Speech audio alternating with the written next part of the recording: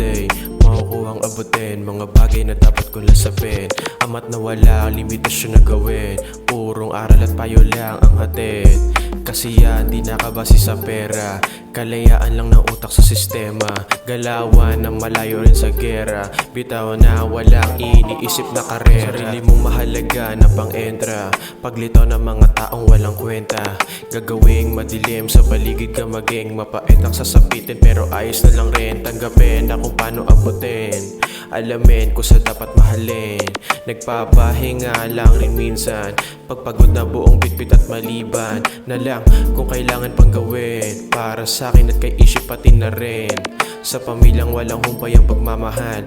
Tunay hanggang okay tumatagal. Samahan walang tulad at magtatagal. Asahan puro buhay lang rin ang andar. Wala nang dapat patunayan sa inyo.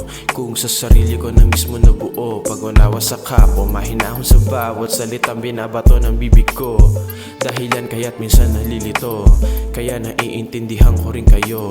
Ano bang ginagawa mo sa buhay mo ngayon? Bakit wala kang plano?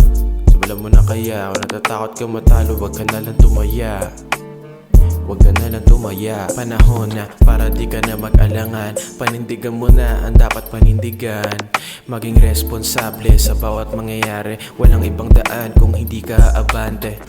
Ganun lang ang buhay, masyadong simple. Mas konti ang pakay, payapa ang isip. Desisyon ay malimit, umabot sa bagay, intensyon di maigi. Kaya nga nanatili lang balanse ang paglakad sa daan. Kahit marami di sang-ayon sa dinadalang pasa sa akin, mas importante may tunay na gabay. Palawakin pag-iisip ka't umabot pagpantay lang sa ibang tao, parehas trato.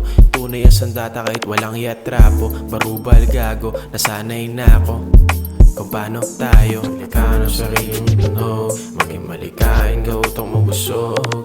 Maisalin at maihain sa nakikinig ng maramdaman nilang hindi ka daw nalanggot ka ng sarili mong tunog. Maging malikain, gautong mabusog. Maisalin at maihain sa nakikinig ng maramdaman nilang hindi ka daw nalanggot. One day makukuhang abutin mga bagay na dapat kong lasapin. Ama't nawala ang limitasyon na gawin. Purong aral at payo lang ang hatid.